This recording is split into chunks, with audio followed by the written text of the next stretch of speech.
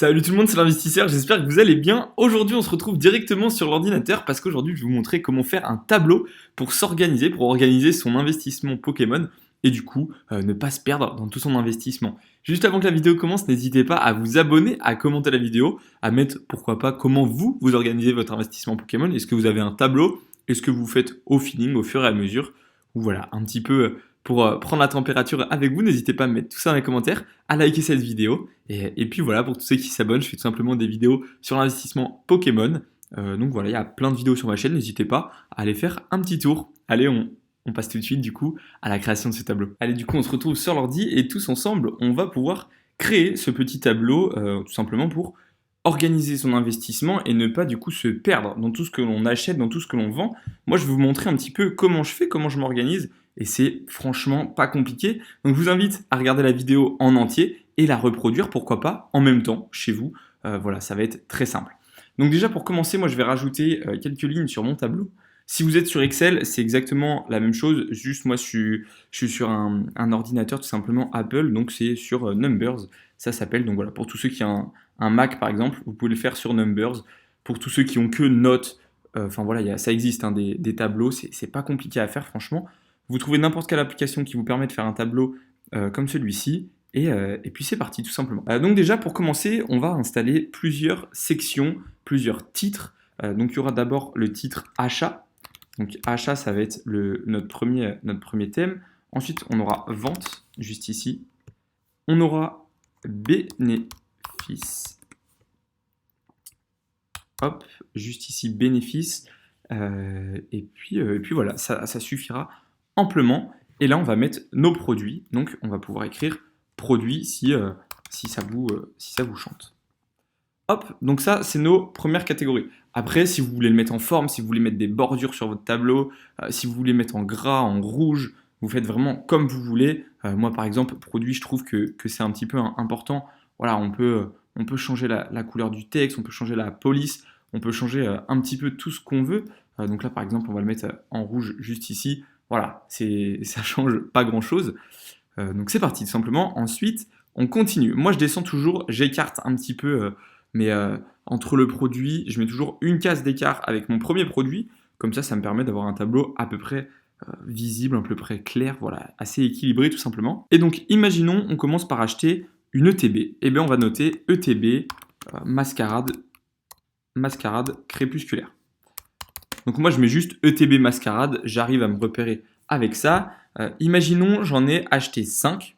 Mais moi, ce que je fais, c'est que je ne mets pas x5. Je préfère avoir un grand tableau, mais avec chaque item bien représenté. Comme ça, au moment de la vente, j'ai juste à supprimer une ligne et elle s'enlève automatiquement. Donc, mascarade, par exemple, j'en ai acheté 5. Eh bien, on fait défiler sur 5 cases. Et voilà, comme ça, on a nos 5 petits achats. Le prix d'achat, imaginons, on l'a acheté 55 prix magasin, on met 55. Celle-ci, on l'a acheté 60, c'était pas dans le même magasin, et on en a acheté une à 55, et deux, on a fait des bonnes affaires à 50 euros. Donc 2 à 50 euros, ça c'est franchement pas mal, ce serait un très bon investissement. Ensuite, comment je fais pour calculer mon prix de vente? Eh bien tout simplement, on va se retrouver tout de suite sur eBay. Allez, du coup, on se retrouve sur eBay et juste ici, on va avoir un peu les différents prix des ventes réussies ces derniers temps. On a 80, on a 79, on a 70, 79 encore une fois, 70, 79. On est du coup entre 80 et 70 euros au niveau de la vente. Moi, ce que je fais, c'est que je surévalue pas mes items. Donc là, on voit qu'on a 80, là, on a 70. On va se mettre à 75 euros. 75 euros, on pourrait la vendre sans forcément trop forcer. Donc voilà, on se retrouve tout de suite sur Numbers. Et du coup, après avoir analysé le prix, on a vu que c'était du coup 75 euros. On se met 75 euros juste ici. Et on fait pareil que pour le nom. On déligne tout simplement sur toutes les ETB. Après, si vous n'arrivez pas, vous mettez tout à la main. C'est pas forcément compliqué pour ces items-là. Nouvel item d'achat, qu'est-ce qu'on fait? Est-ce qu'on continue à la suite ou est-ce qu'on laisse un espace?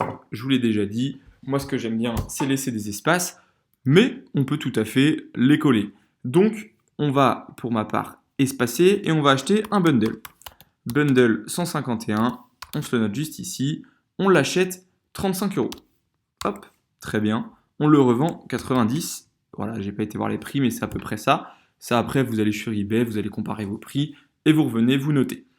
Juste ici, du coup, on a nos cases pour de l'achat, de la vente. Et donc, comment calculer ce bénéfice qui est juste ici? Là, c'est pas mon bénéfice, je me suis trompé juste avant.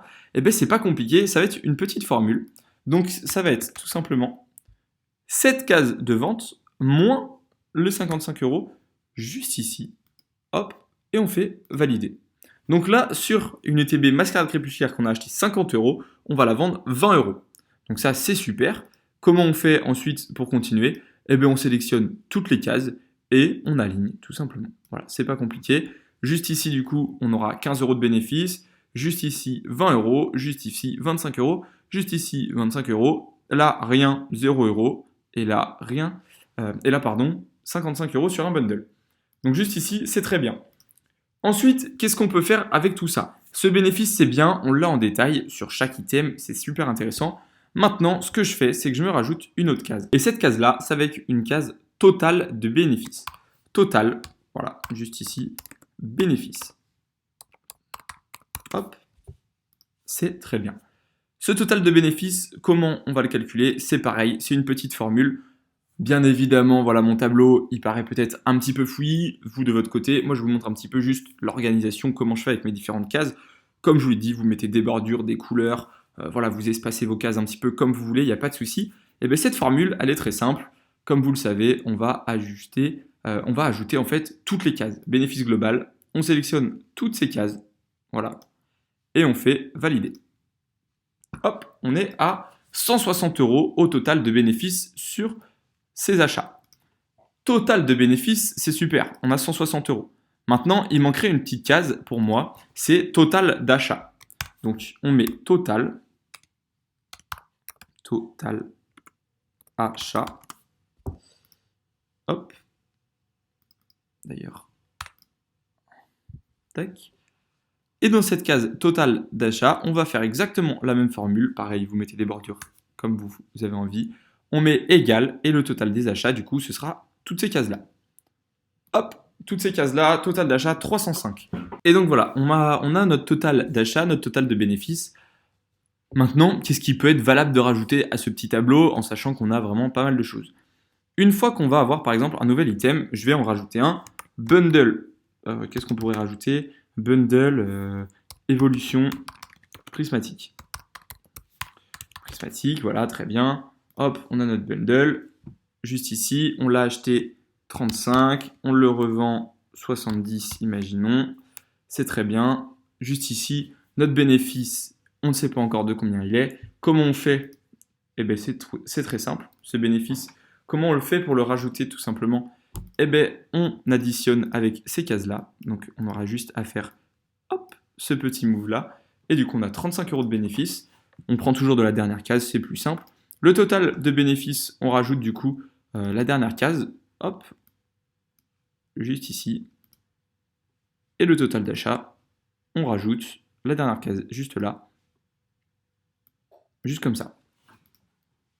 Ce qui permet du coup à chaque fois de rajouter un élément. En quelques secondes, on a très rapidement mis à jour notre tableau. Total d'achat 340, total de bénéfices 195. Ce qui veut dire qu'à la revente, du coup, on aura 340 € à revendre. Donc c'est pour ça qu'il faut faire attention au niveau de tout ce qui va être impôt et tout, de ne pas dépasser les seuils d'achat si vous voulez juste faire de l'achat-revente, sans forcément créer d'entreprise.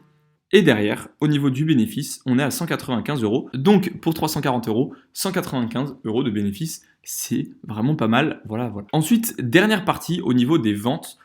Comment je fais par exemple quand on a une vente tout simplement?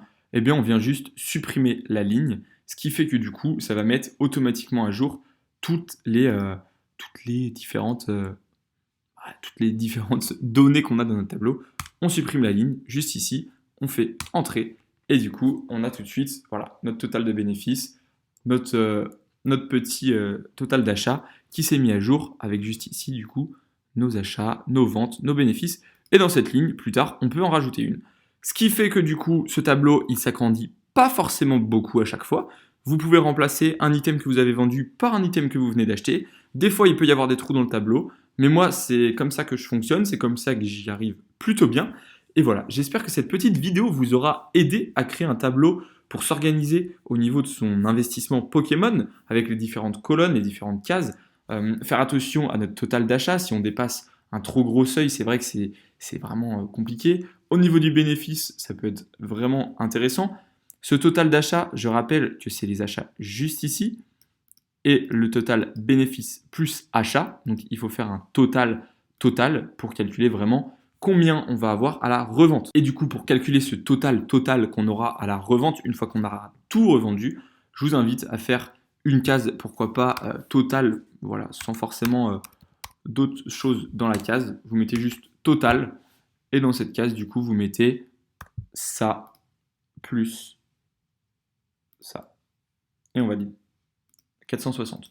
Donc là, par exemple, sur un investissement de 4 ETB Mascarade Crépusculaire, d'un bundle 151 et d'un bundle évolution prismatique, à la vente actuelle, eh ben, ces achats-là, j'aurai un bénéfice de 175 € pour un total d'achat en magasin à 285 pour une revente à 460.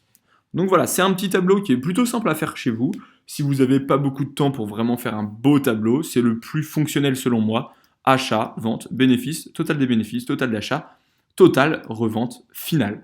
Donc voilà, j'espère que cette petite vidéo vous aura plu. N'hésitez pas à vous abonner, à me laisser en commentaire voilà, votre avis sur ce petit tableau. Et si vous aimeriez un tableau des ventes, donc moi j'ai aussi un tableau des ventes pour voilà, faire une traçabilité de tous mes produits que j'ai vendus. Et comme ça, plus tard, voilà, j'ai un petit peu tout ça. Donc voilà, j'espère que la vidéo vous aura plu et je vous dis à la prochaine. Allez, salut!